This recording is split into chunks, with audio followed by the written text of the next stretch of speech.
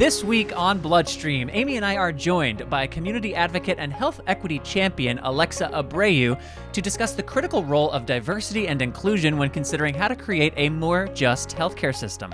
Diversity and inclusion is uncomfortable, it's sticky, it opens up the wounds for a lot of people, whether they have been oppressed or they have been the oppressor for history. Hi all, I am your host, Patrick James Lynch. And I'm your other host, Amy Board. Do make sure you talk to healthcare professionals before making medical decisions, because while Amy and I are exceptional podcast hosts, we know and thank you, we are not doctors. But we are passionate advocates and humans, and we're committed to delivering the best podcast we can to you, the bleeding disorders community. We are definitely humans. So thanks for listening, subscribe, and tell a friend about BloodStream. And hey, welcome to BloodStream. Welcome to 2021. Oh my gosh, welcome to 2021.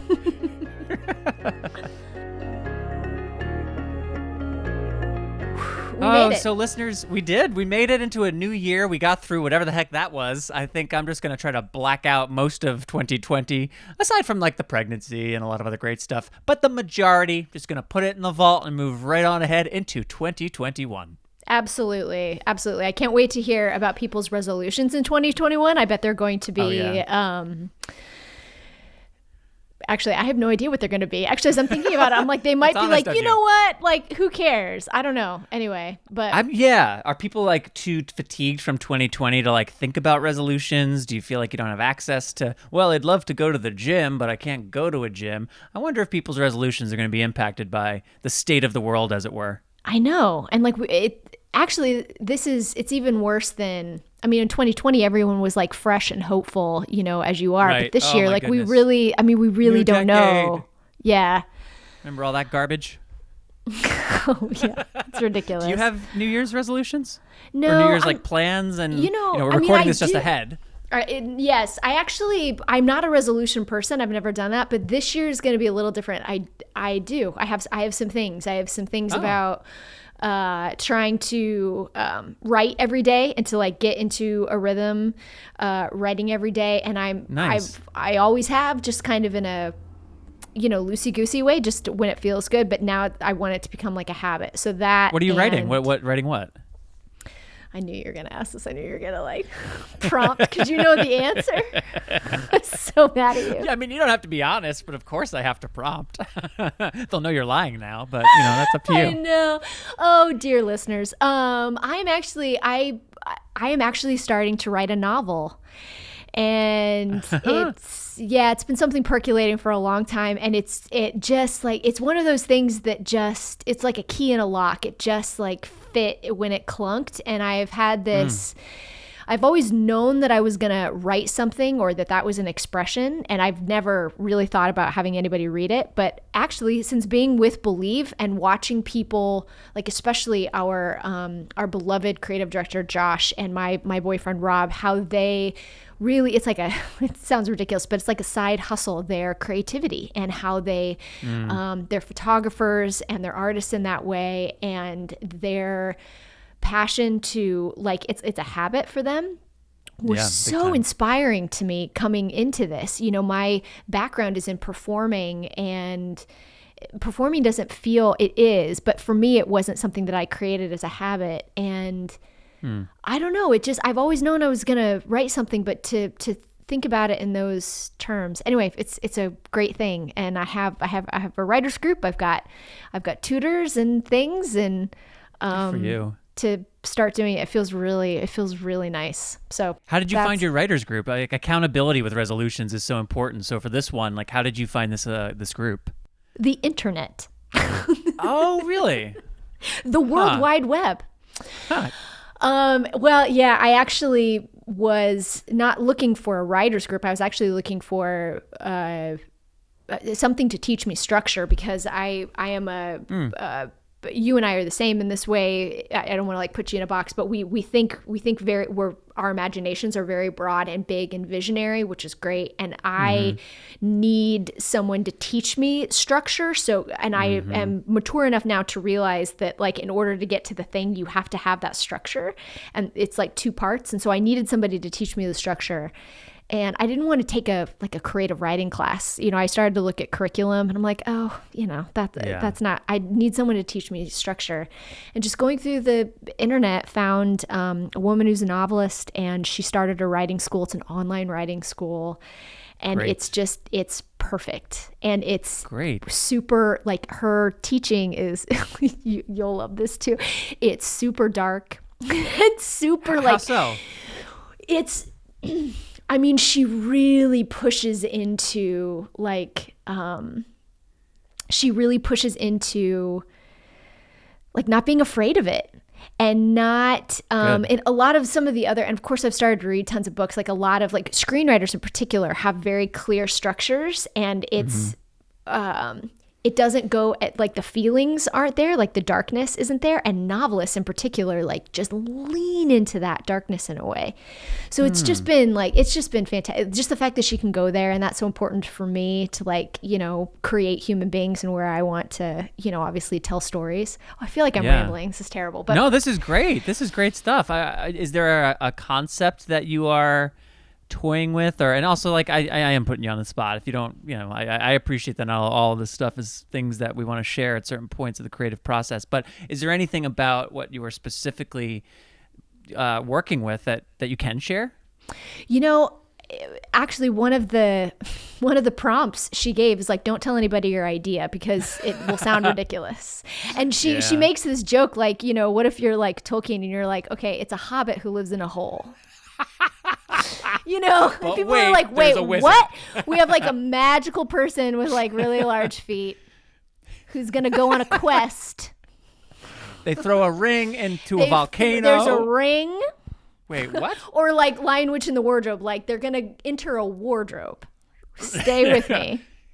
Wait, what if it was like a really cool like portal? No. It is, but it's a wardrobe. It's a wardrobe. Uh-huh. Yeah, fair enough. I do appreciate that. It's kind of like baby names in a way, when people like just don't. It's like, I don't want your opinion at this point. Eventually the book will be published. Eventually the baby will have a name, and then you can have whatever internal feelings about it you want. But because you're a civilized person, you will say something nice to me, and we don't have to have this weird moment where you're like, oh, that's a nice name, or like, oh, that's cool for a book. We just can avoid those interactions altogether. I will say, I found when I was taking a screenwriting course, because much like you, Amy, when I first came to LA, most of my storytelling background, like you, also originated in theater, and then my learning about production and all facets of it has been like autodidactically as we've gone along, and as I've worked with people who are experienced in these areas. So when I came to LA, I was like, I know how to write, and I have a concept that I would love to explore, but I know what I don't know, and that's like how to write a screenplay and how to think about that and how things get from A to Z. And I signed up for a class out here. It's actually something that my co-founder also participated in back in New York and was very high on. So I thought, oh, good, then we can also share vocabulary. Coincidentally, my writing partner on one of our feature film projects, she also went through that program. So then when I pulled her in as the screenwriter, the screenplay writer to work with me on this film, we also, again, had a shared dialogue, how a 4-act structure is built, where the inciting incident should come, the role of the dynamic character, where a low point wants to come. And it just made the process of the creative, there's that expression, creativity thrives in structure, and through, boundaries comes freedom. It's very true, and especially for people like you and I, to go back to where you started. And for those watching, or I guess for those who weren't watching, she was doing this like lateral hand thing, like an accordion, but then talking about structure, you were doing like an inverted pyramid. And that's really, I think, the way you and I think what kind of the challenge is all right, this big top layer that's very lateral and exploratory and visionary is critical, but it's also lateral and exploratory, and there's a lot. How do we revert, kind of get that to a reverse pyramid or a funnel down to precise lines of dialogue, precise lines of action, precise lines of description that are the DNA of this larger world, but are starting to articulate as very specific moments of a story. I think it's an exhilarating process, but it is also quite an undertaking. Once you get under the hood of this stuff, it's like it can never ever go. It just takes over. It does. I heard someone talk about making films once, like an accomplished director. I don't even remember who it was, but they were just talking about how when you're making a film, it's it's, so a film is a thing that just comes into your life and tries to destroy everything else that you love. But it's so important that you're willing to sacrifice and get totally blinded to all those things in order to make that thing happen. That's a film. And I was like, as he was saying that, I was like, that's very relatable. It's true. Like these things are so all consuming. Yeah. But for those of us who love it, it's special, and society needs this stuff. We need stories. We need storytellers. We need them in different mediums. So I'm so happy that you're doing this, Amy. Like Thanks. You don't have to. There's no one pushing you to. There's no, you're just doing it, man. That's awesome. It feels nice to not have any, pressure. Like you come out of like an MFA creative writing program. And so like you have to write the great American novel, Right, there's there's no pressure there. It's truly, but it has felt like something, in my soul opened, and it's been like easier to express myself since, just in normal conversation, even in this, listeners, this is going to sound ridiculous, but even like in podcasting and things, it's just been easier to, I think, just talk, because like Sure. a portal's been opened to like express something that I think was stuck inside for a long time.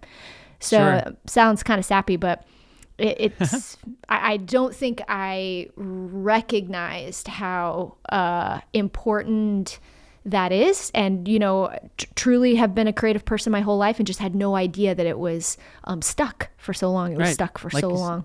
You needed that key in the keyhole, and then Yeah. everything else can Yeah. come from that. So Yeah. well, keep us posted. I mean, I'll prod Absolutely. you along the way, but yeah, do keep us posted, because that's a very cool thing, and I'm sure there's listeners who have ambitious resolutions for whom hearing your journey, there's I know for me, I'm like, okay, cool, let me pick some good resolutions here, because I can go toe to toe with Amy on some like really ambitious stuff and help hold each other accountable.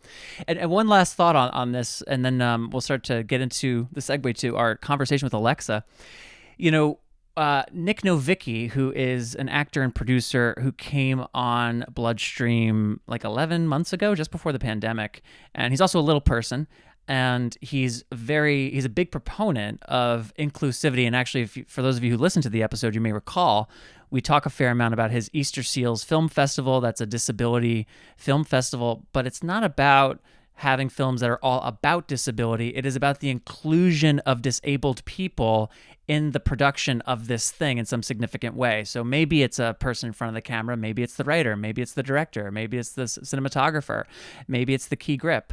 And that was a nice conversation. I appreciated talking with him about that and what it means to truly be inclusive and not just kind of like representative of what's on screen. It's like, no, what's this whole thing? Like, let's think about what it takes to make this and make sure across the whole thing we're being mindful to bring in as diverse a group of creative voices and as representative a group of voices in all the different departments. And as we've spoken with Alexa about the work that she has been doing and that she will be doing more specifically with us in 2021, it's the same principle. It's how do we, across the spectrums of the thing, we even started working with her last year, Amy, as you'll remember, on a very specific platform build. It's like, okay, if we can build this platform, this one Right. place, Right. that will be the thing that we want to.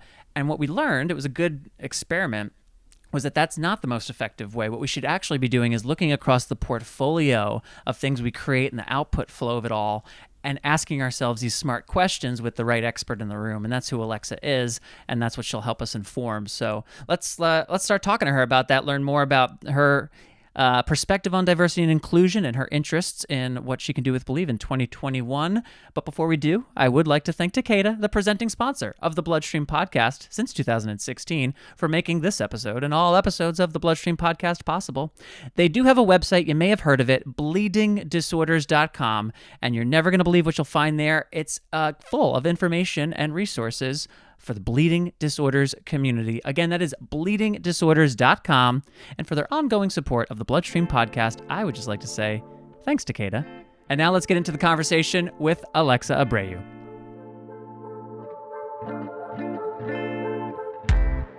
Amy and I are joined now by community member and social worker, professional title as well, Alexa Abreu. Alexa, thank you so much for joining us on BloodStream. It's a pleasure to have you on.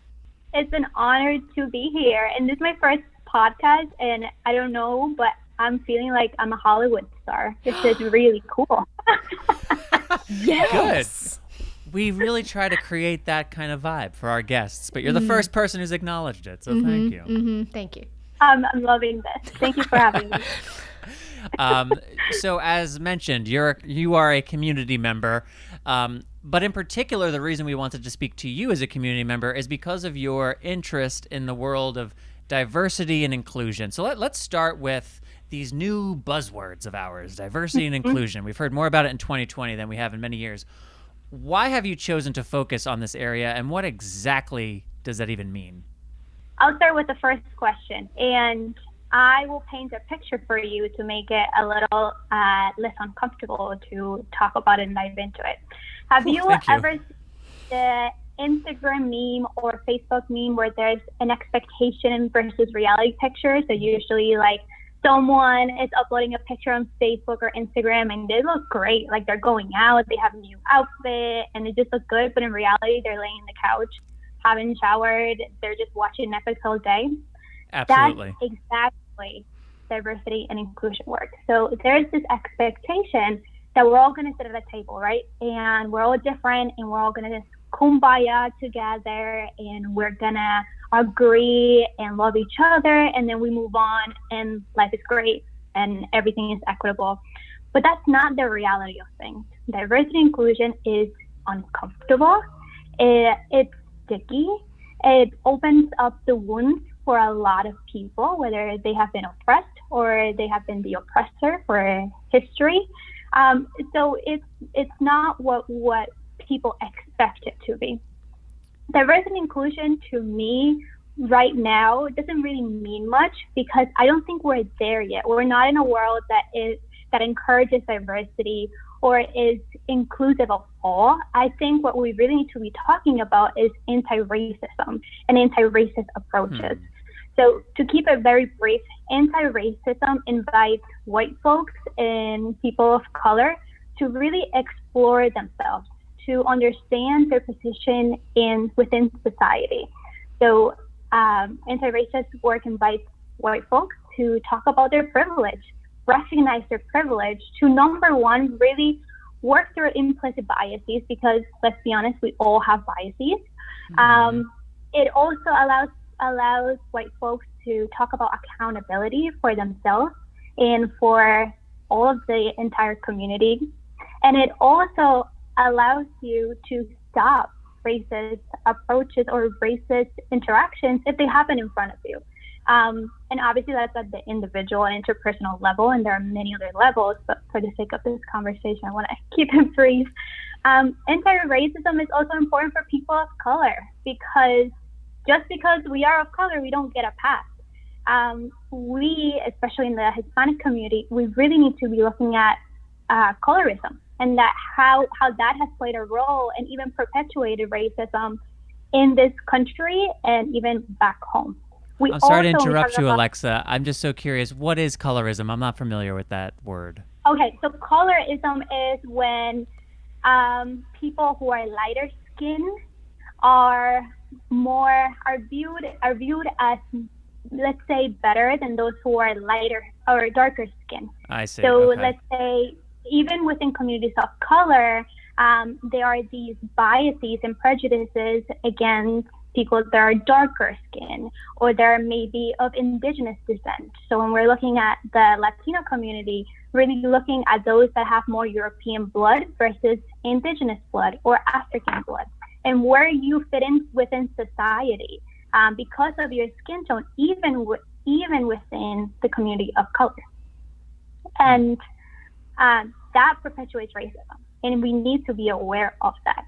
And diversity inclusion work is more obviously than race, so we need to really be looking at gender and non-binary folks, the LGBTQ community, ageism, and how that plays a role as well. So it's a lot of different factors, and really looking at who has been marginalized, who has been oppressed. And I think your other question was, why did I choose this work? Yeah. Because it's me. I can't detach myself from my identity, from my color, from my gender. I can't, nor do I want to. But because I always knew I wanted to work to provide for my culture a better just life. It just so happens that I'm doing racial work and diversity work. For me, I don't really label it that. I just call it the work that needs to get done. Alexa, I'm going to go rogue a little bit, but I wonder, tell me about, when did you have that moment that this became real for you, and this became a lived-in experience for you? Did you feel different? Did you feel like an outsider? When was that moment for you? Such a good question. I was born and raised in Puerto Rico. And like I said, colorism has always played a role, but it was so different. And then I moved to the continental U.S. I moved to upstate New York, where I went to an all-white suburban school, where I was so different. People would ask me what language you speak. Do you speak Puerto Rican? People would touch my hair when it was, when it's just my hair is curly. And they would say, is this really real? There's no way. I would get made fun of my accent when I was learning English. I mean, there were so many different things. So I had to experience a lot of micro and macro aggressions. And then I realized, wait a second, my skin is different. And what is that about? And why can't I say it? Why is it so uncomfortable when I look at my skin tone, or when people say, we're white girls and Alexa? That's really when I started noticing I am very different. And at one point in my life, I didn't like how different I was, but I had to do a lot of self-reflection, a lot of exploring who I am and what I bring to this world to really get to the place where I'm at now, that I don't only just love myself, my skin, and what I represent, but I'm an advocate. And I try to really drive this message home, because I don't want people to experience what I had to go through. So kind of going off of that, we mentioned at the top too, you're a member of this bleeding disorders community. So let's talk about that for a moment. What have been your and your family members' experiences as members of the Latinx community? And I also want to pause there to ask like a little sidebar question. Is Latinx the right term? I get very insecure about, just speaking personally here, like sometimes I'll meet a person who will say Hispanic, talking about their own community, and then I'm like, okay, Hispanic, and then I'll hear the word Latino, someone will say Spanish, and I'm like, okay. So as a white guy, I would love to just know what I'm saying and why, and also about your experiences. Love that question, and I love that you're like, as a white guy, I don't know. That's good. That is good. You're being uncomfortable and just asking the question. It's better to ask than to assume. And I will say the beauty of diversity work is that there's not one right answer. So what might work for me may not work for my sister, my family. It really is a personal choice. So for me, I don't like fitting into these boxes, because I feel like my life in the U.S. is just a box. So checking off a box. Are you this or are you that? So I try to run away from that as much as possible. So I just like being called Puerto Rican. That's what I am. If I have to go with either Hispanic or Latina or one of those, I go with Hispanic because it's just my preference, and it connects me really to my Spanish language culture. And then that reminds me of home and my family structure and our dynamics. And although Spanish, colonizer language, it just reminds me of home. So, but some people like Latina, some people like Latinx. Latinx is also great because it's moving towards that gender inclusive language, which I appreciate. And I say Latinx a lot, especially if we are in a big group of people who are of Hispanic descent. So I just say Latinx. But I think you just need to ask people, what do they prefer? Okay, that's super helpful. So thank you for that clarification. And then to the more personal question, can you give us some sense with this diversity, inclusivity, and cultural differences kind of prism in mind, what some of your bleeding disorders experiences have been for both you and your family? Yeah, I have one word to describe it, and it was just rough. It was so rough. In Puerto Rico, my sister and I were never diagnosed. So we were actually diagnosed when we moved to New York. I remember vividly getting the diagnosis. We had just moved to the U.S. And our English was just not really there. We didn't speak English, and my mom just gets the diagnosis. Just your two girls have bleeding disorders, and she's like, "What?" She doesn't even know what's happening. We're looking at Google Translate, and back in the day, Google Translate was not great, so we don't even know what it's translating. We're translating like scientific terms. It makes no sense.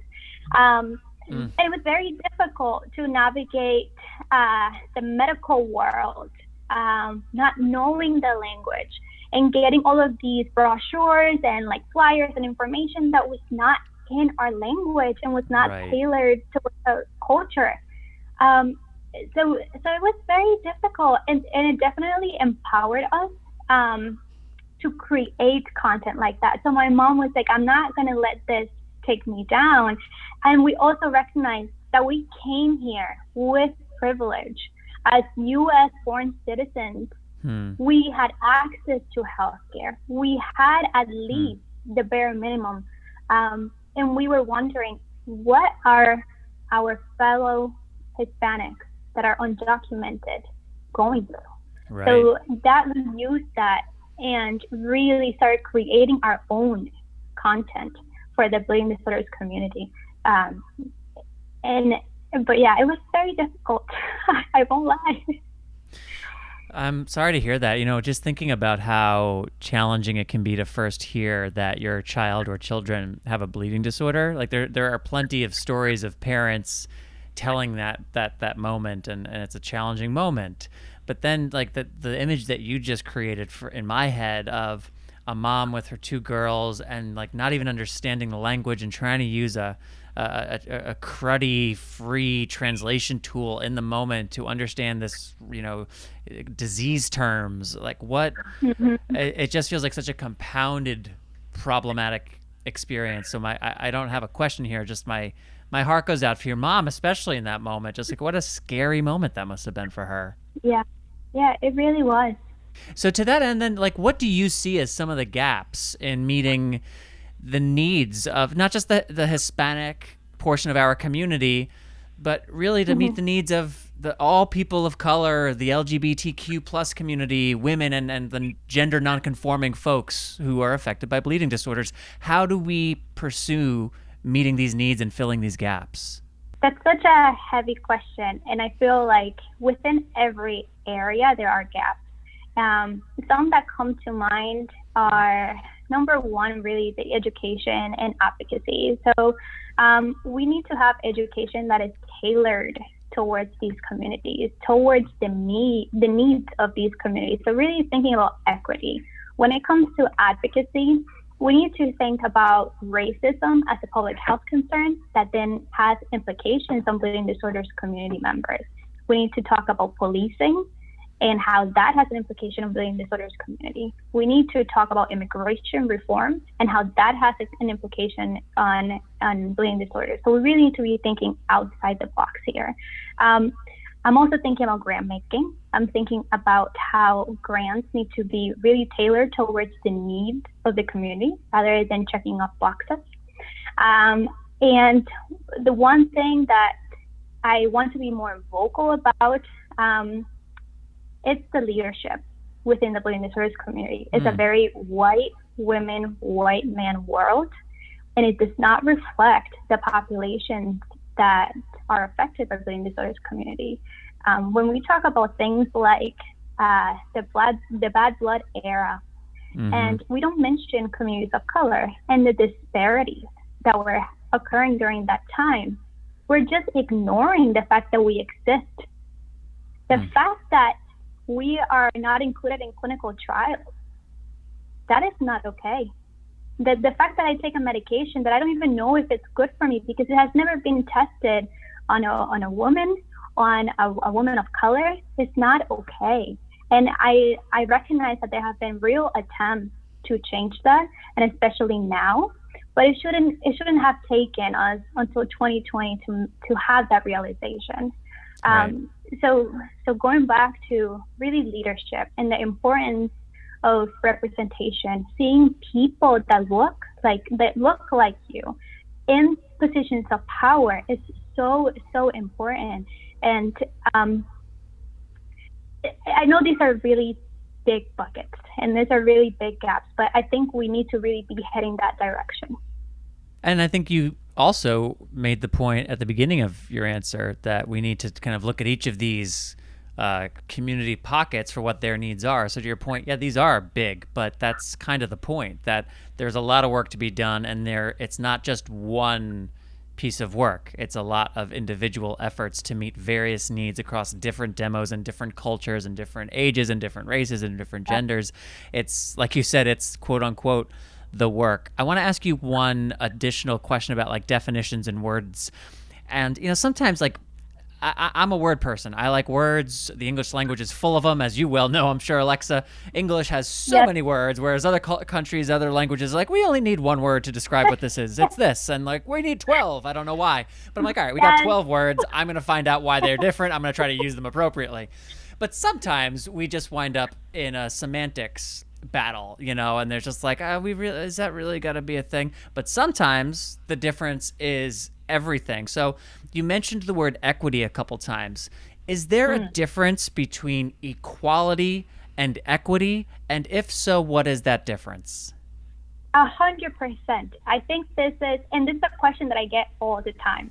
So I feel like a lot of people use these two terms interchangeably when they're not. They go hand in hand, but they're very different. And we can go on for hours talking about this. But good, that was my plan. But I won't, so I'll keep it brief. Amy almost fainted. 100%. Equality is really referring to the treatment of people. So treating people with respect and dignity, while also acknowledging that there are different perspectives, different race, gender, and so on. And equity is really looking at how racism and oppression have shaped the foundation of, let's say, a certain area or country, so in this case, the United States, and have perpetuated oppression and racism. And equity seeks to disrupt those systems. So we cannot have equity if we don't treat people with dignity and respect. And as you both know, I love painting pictures. So really think about this as I have 3 boys, right? And I ask all 3 boys equal. I ask all of them to pick up an apple from an apple tree. Okay. And let's say one of the boys is really, really tall. And then we have one that's medium height and one that's really little. The tall boy is just going to pick up the apple and then pick up 2 and 3 and 4 and like keep going. The little boy is going to say, hey, I need a little bit of help here so I can get the apple. He knows that the apple is there. And he knows that he can get 1, 2, 3, but he just needs a little bit of help. So then the tall boy can use his privilege as a tall boy and then put him on his shoulders and say, here, get the apple. That is equity. I like the part where he put the boy on the shoulders. I thought maybe he might get an apple and give it to the boy, but I like at the end he put the boy on his shoulders. The boy still had to do it himself, but the boy just had his buddy to help him out. Exactly. Use his privilege to assist. I'd like to speak into that a little bit about privilege, and you use the word many times, uncomfortable. Yeah. And this conversation, this body of work, this topic, this lived experience is so uncomfortable. And, you know, as a full-blown white lady, I think I can speak from my own, group of folks that we want to find common ground so hard. Mm-hmm. And, it's almost becoming a cultural thing, how forced it is. And from your chair in this work, is white uncomfortability different from the uncomfortability of people of color? Yes, because I don't view it as being white uncomfortability. I view it as fragility. So it's when you, as a white person, are so uncomfortable because we are or someone is challenging your position of power, that you just become super defensive.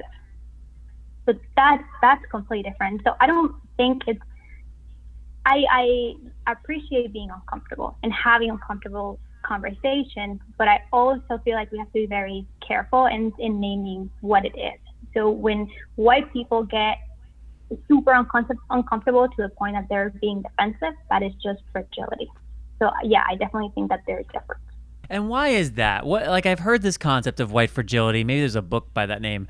I don't recall. But like, I appreciate it. It's such a great book. I recommend it. So maybe I'm going to ask you to tell us what's in the book. What is that? Why? Why are white people fragile? I don't know. Patrick, you tell me. Why? I didn't read the book. Why are you fragile?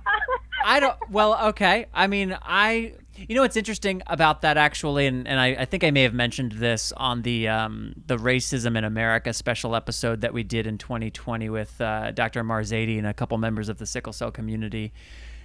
When I was first introduced to this concept of privilege and would hear about white privilege, for a very long time, I was just very dismissive of it because I was like, this doesn't relate to me. I don't know what this means. I don't feel privileged. I'm a fat kid with divorced parents shuffling between schools who can't participate in extracurricular activities. So I don't know what privilege you're referring to at the moment. So I'm just going to ignore this.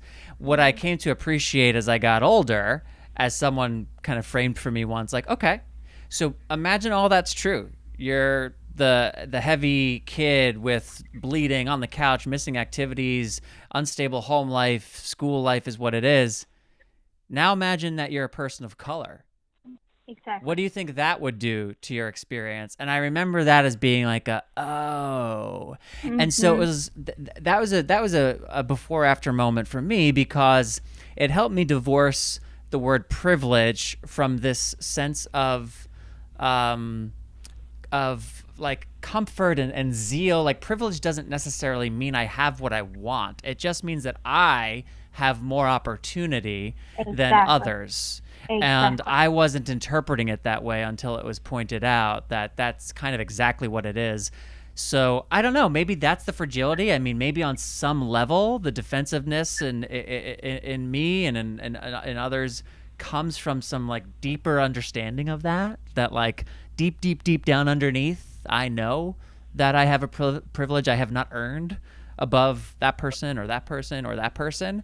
And the more you ask me to like think about that, the more I have to. So I don't want to do. So why don't you take your little argument somewhere else? That's what I think it may be born out of.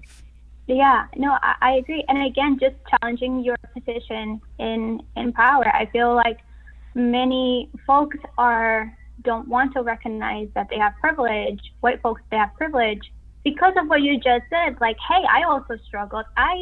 For some people are like, I come from a low income family. There's no intergenerational wealth. Like, I don't know what you're talking about. But the one thing that I always ask people that are in this kind of like denial or not acceptance of that is, if let's say a local bank was robbed and the police are looking for a suspect, and a white man is walking on the street, and then a black or brown man is walking on the street, who is going to be stopped? Who is most likely going to be stopped? This is not a hard question. Exactly. That's privilege. So it's not really looking at like, oh, let's do a background check on this person. Where did they come from? How much did they struggle? It's not that. It's just the pure basis of your skin tone gives you privilege. That's it. When we say this, we're not denying that white people struggle too to get certain things. That's not it. It's just looking at your skin tone and where that positions you within society. And society, that invisible thing, the invisible system, the invisible society that like, you don't really have to think about if you don't have to think about it because of the color of your skin. Exactly. And it just works until something provokes you to see it in another lens. Exactly. Yeah. You know, one thing that provoked me, and if you'll indulge this quick story here, when I was in college, I don't think I've mentioned this on the pod before. Sorry, listeners, if I have. When I was in college, my other white roommate and I were on our way home one night from a rehearsal. I was in acting school, so it was late. It was after an evening rehearsal. And we were separated and mugged each at gunpoint by two different individuals. And when it was over, we were both ultimately, physically fine. We went to our place and we called the police. And first one cop came, and then a second cop. And the first one asks, what happened? And we tell the story. The second cop asks, we tell the story. The third cop comes. And then there's like 6 or 7 cops there now. And finally the lead guy, I don't remember, detective, sergeant, I don't know. But he shows up, and he's clearly, he's the guy. And he's immediately very skeptical of us, and he's pointing out the like Pulp Fiction and Sopranos stuff that we have. And he's like, "What's all this with crime?" And we're like, "I don't know. We're 20 and in college. Like, this is what is the question?" And he was obviously immediately skeptical. And then he asked us to describe the assailants, which of course we already had about 6 times, but now we got to do it for him. And so it's like, okay, it's like these guys, they were this height, my head, and when I forget how it was, who mentioned it or what, but when it came up that they were 2 black guys, he immediately was like, "Oh, typical description." And that was that's when it went from like, what's this like broad skepticism you have, to something else. Yeah. And then as we proceeded to tell him the story and he'd repeat details, he kept challenging things. And then he put us in the car. Actually, we were separated again, and each cop took us separately, one by one. They had stopped 2 black guys on the street blocks away, and I'm with the sergeant guy, and he was like, "Is that them?" And they're 20, 30 feet outside the car, which was also kind of awkward because I was like, I'm not like, this doesn't feel like how this. And I said, that one guy, like, there's a feature of him that seems really familiar, but to be honest, I don't know. And he was pressing, and he was like, "So this is the guy?" And I was like, "I don't know. I honestly don't know." And he proceeded to get pretty angry. And so eventually they let the guys go, and he brings me to the site, and I'm walking him through things, and he came up and I said, like, at some point, I was like, "Man, I swear to God," because he kept pressing on something, and he got right in my face, and he was like, "God does have nothing to do with this." In the aftermath of all of that, and as I just did a little like homework on this guy after the fact, and if it was a bigger deal, what I came to appreciate was that in addition to just not believing us for whatever reason, he might just be an angry person, the moment it became racialized for this guy, it took a direction, and if we weren't willing to go in the direction he wanted to go in, it didn't matter what actually happened. It didn't matter, where the soda cup was put, where the snow had fallen, where your knees were. None of it mattered. Once he had a profile, he had a target, and once he couldn't follow that line of logic, we were the problem. And it was very unsettling to me because as a white man, it was my first experience with police where I was afraid of the police. That day, it was like these guys were in a desperate spot. I knew the moment it was happening, like, "Oh, you're a desperate person. I need to be in control here, and we're going to get through this. Neither of us wants to be in this position." That was very clear. But then when the police, the good guys, showed up and became racially agendaed, it was like, "Oh, you're the bad guy. You're the freaking bad guy. And worse, you're supposed to be on my team." At least if someone's running around with a bad guy sign, I'm like, "Oh, that's a bad guy. Stay away from him. You're in my house as my ally." So I know what I'm saying is like, yeah, dude, to a lot of people out there. But for me at 20, that was a real moment of, okay, this world is more complicated than I want it to be. Yeah. Yeah. And I was just thinking from the perspective of the men of color, and then relating that to bleeding disorders. Imagine if they have a bleeding disorder and the police using the force against these people, let's say with bleeding disorders. What would that look like? If, let's say, this person is like, "Listen, I have a bleeding disorder," do you think they would be believed? They wouldn't. No, and even if so, would it matter? Would it be influential? Exactly. We need to be talking about these things because they happen. They happen within our community, and if we completely ignore it or act like it doesn't happen, we're doing a huge disservice. Huge.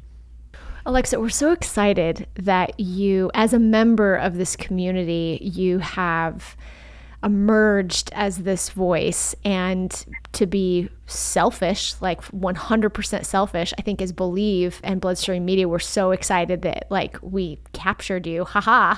Like you're going to be working with us next year. And I just keep thinking about how valuable any community, any cause, any passion, any injustice needs voices, and they need clear, resonant, poignant, passionate, angry, directive voices. And what a voice you have. And I just get chills listening to you. I'm really excited, not just about your work with Believe, but your work in general. I can't wait to follow you. And so I guess I'd love to know what your vision is for 2021 with Believe, with your work, in particular with the bleeding disorder community. What are some of the things that you'd love to see? What are your passions? What's starting to percolate in your brain as you're thinking about working with Believe? Amy, first, thank you for your kind words. I also want to add that there are a lot of people like me. There are in this community. It's just that we have never been given the opportunity to open up. And a lot of us, I will speak for myself, I was scared to just come out and say what I truly felt because it is uncomfortable. And it wasn't until I really found my voice that I'm like, honestly, I have to do it, because if I don't do it, then who will? So I hope that I can serve as an example for the generations to come, or even the people that right now are like, yes, I totally felt that, to really come out and really be vocal. What do I want for 2021? First of all, I need the year to get here, because 2020 needs to be gone. 100%. We're recording this in 2020, everybody. So we're all just like counting the minutes until this year is done. The good news is, Alexa, this will be out January 1st. So everyone listening in real time, but we can pretend happened. Right now we're in the new year. Gone. Just flash forward a little bit. It's happened. We're already there. I'm sorry for even saying it. I apologize. Forget that year even happened. It's triggering. But all of the gaps that I was just talking about, when it comes to grant making, when it comes to leadership, when it comes to advocacy, education, I would want to, I'm not going to say close the gap, because this is going to take a lot of time and commitment. But I want to at least raise awareness about it, at least be vocal and use every platform and every space that I have to really advocate for the things that I've been seeing in our community that just need to be out there in the world, and people really need to take a lead on these things. Specifically with Believe, I think I would want to focus on the education and advocacy side of things. My mom has always taught me the importance of education, and she has always said that education and knowledge is power. And sometimes as a woman of color, I do feel powerless.